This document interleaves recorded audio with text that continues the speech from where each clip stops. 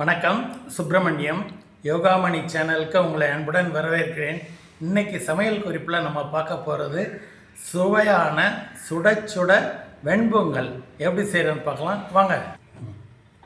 அனைவருக்கும் அன்பு வணக்கம். திருமதி சுப்பிரமணியம். இன்றைக்கி ஒரு சுவையான வெண்பொங்கல் செய்ய போகிறோம்.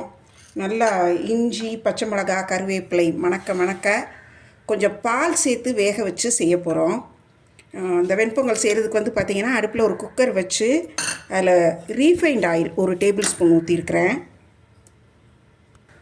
ஒரு சின்ன துண்டு கட்டி பெருங்காயம் அது பொரிய விடுறேன். 1 டீஸ்பூன் முழு மிளகு,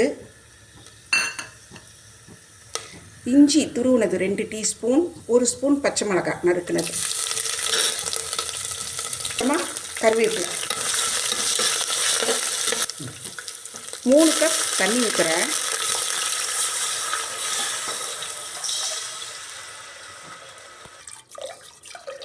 ஒன்றரை கப் பால்,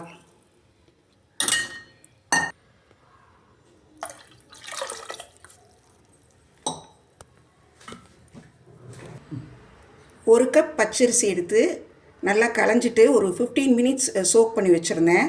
அதையும் இதில் சேர்த்துறேன். 1 கப் பாசிப்பருப்பு, அரிசியும் பருப்பும் ஈக்குவலாக எடுத்துருக்கிறேன்.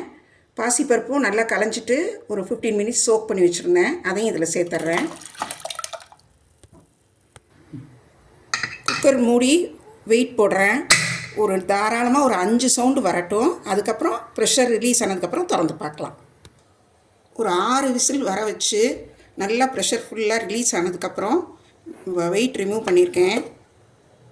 நல்லா வெந்திருக்குது. கொஞ்சம் தளன்னு இருக்கிற மாதிரி இருக்கும். நம்ம பால் ஊற்றி பால் பொங்கலாக செஞ்சுருக்கிறதுனால கொஞ்சம் நேரத்தில் இறுகிடும்.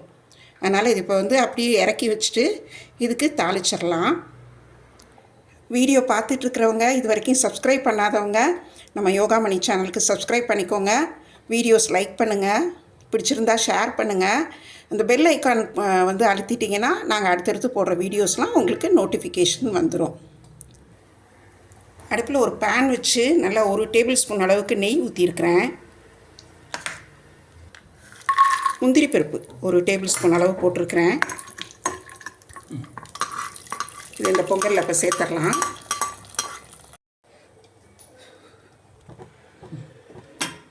ஒரு டேபிள் ஸ்பூன் நெய் ஊற்றிருக்கிறேன். திரும்ப காஞ்சிருச்சு. 2 டீஸ்பூன் சீரகமும் ஒரே 1 டீஸ்பூன் மிளகுத்தூள்.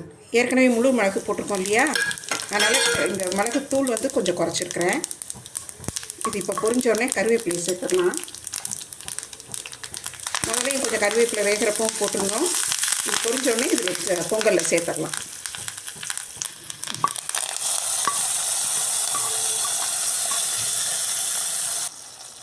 பொங்கலுக்கு தேவையான உப்பு ஒரு 1.5 டீஸ்பூன் போடுறேன். இப்போ இது எல்லாத்தையும் சேர்த்து நல்லா கிளறிடலாம். நல்லா சுட நல்லா தளன்னு பொங்கல் ரெடி ஆகிடுச்சு. நல்லா பால் சேர்த்து பால் பொங்கலாக பண்ணியிருக்கிறதுனால நல்லா வெளுப்பாக இருக்குது. டேஸ்ட்டும் நல்லாயிருக்கும். பால் சேர்த்துருக்கிறதுனால 1/3 பால் சேர்த்துருக்கேன். இது கொஞ்ச நேரத்தில் கொஞ்சம் நல்லா இறுகிடும். நல்லா இஞ்சி, பச்சை மிளகா, கருவேப்பிலை மணக்க தயாராகிடுச்சு. பரிமாறிடலாம். சுட பொங்கல் தயாராகிடுச்சு. தொட்டுக்கிறதுக்கு சாம்பார், சட்னி 2ம் தயார் பண்ணிட்டோம்.